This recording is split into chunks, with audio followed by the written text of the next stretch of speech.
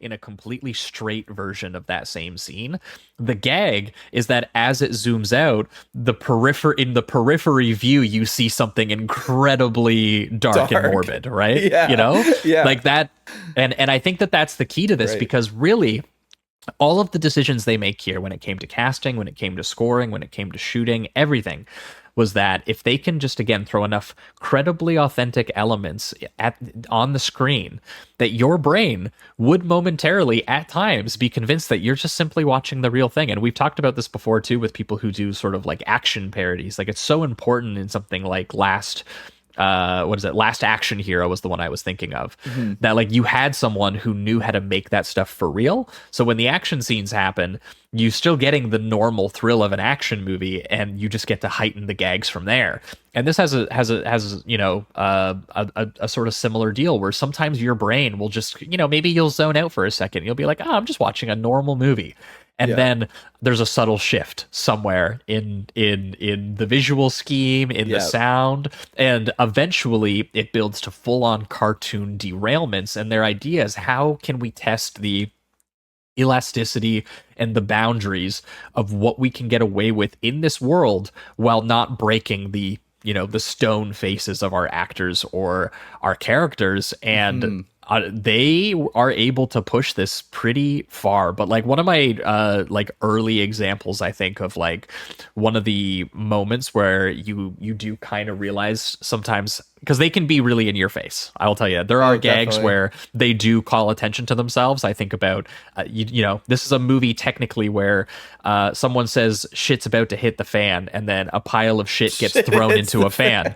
exactly. Yeah. They go Like from everywhere, from like these things that are you're only going to catch if you look into the background of something that's actually blurred, to what you just said. Yeah, it ranges from a wide variety of things yeah, there. but like one of my more like early favorite examples of the level of subtle the movie can be at times. This was highlighted very well in an article for The Dissolve by Keith Phipps many years ago now. But he was the one who like really pointed this out, and how this gag works. But it's that opening bit when we're introduced to the airport, and then you're just in the hustle bustle chaos of an airport, and there's a guy going through the metal detector with like a fake arm and leg, and there's a guy with sort of like light sticks who's accidentally guiding a plane like through the fucking wall or the window at one Yeah. point. Like, there's bigger gags. But Well, and one that's of what's wild about that one, Joe, just to highlight it, is like how massive that gag is. Like, they set up an entire yes, fake it's a stunt. glass and an entire, like, they build a fake front of a plane and crash through it. There are stunt people getting away from the glass, and it's for 2 seconds to laugh. And I just, that kind of detail is just something I love, and I just Yeah, have like so much there's a respect lot for of effort, that goes into this. And then at the same time, they'll do one which is like the married PA system employees fighting over each other over like which zone means loading and which one means stopping. And it ends up being with the guy being like, listen, Betty, don't start up with your white zone shit again. She's like, we know perfectly well what this is about. You want me to have an abortion. Yeah. Like, this is the argument they're having over the PA system. And the genius of this is that as sort of Keith pointed out, that like, if like the way that it's done is so normal to any movie that takes place in like an airport, and the actors that they chose for it are just the actual people who worked at that airport and worked at the PA system, that it kind of disappears into the background. Like, if you're not paying attention, Yes. you could just go, oh yeah, they're just announcing the normal shit that any other thing would happen. And the gag is that it gets further away from that. But if you're not, you could tune it out because it's so close to being the real thing. Yeah, absolutely. Like, it's the same thing how they escalate the all the religious and cult people that are in the airport, trying to give each person a flower and trying to get them to sign up for whatever cause they have or religion they have. And at first it's just very normal, like people are kind of dodging them and getting them out of the way.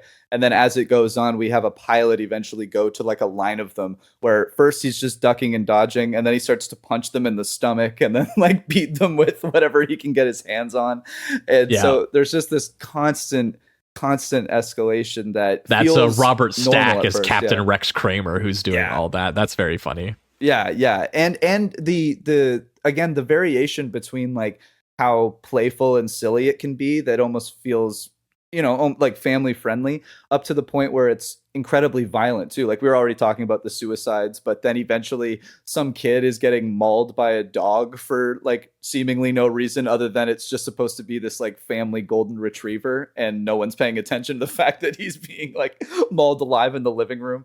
I just love that there's so many variations of jokes too. It's not just gross out or just wordplay. It's kind of just everything thrown at it at the screen, and also the wordplay too is probably something I love it so much because of, again, I do it's too. these normal, like some of them are almost corny the way that they use the puns, but again, it's the deadpan. It's how And it's the delivery. Dramatically they're delivered. Yeah. Yeah, like I gotta say, like one of my favorite visual gags in the entire movie is when right after we're introduced to the sort of romance melodrama element of the film between Ted, played by Robert Hayes, and who again is a sort of former fighter pilot turned taxi driver, and his flight attendant girlfriend Elaine, played by Julie Haggerty, who are having a very sort of intentionally stilted kind of like breakup scene where she's like, I can't respect you anymore due to your post-traumatic stress disorder over the war and your drinking problem, which obviously is that iconic gag where he's not an alcoholic, but he literally just can't drink anything. He like throws it past his face, you know, kind of deal. Yeah. So like that's all great. But to prove he can sort of overcome his fear, which we see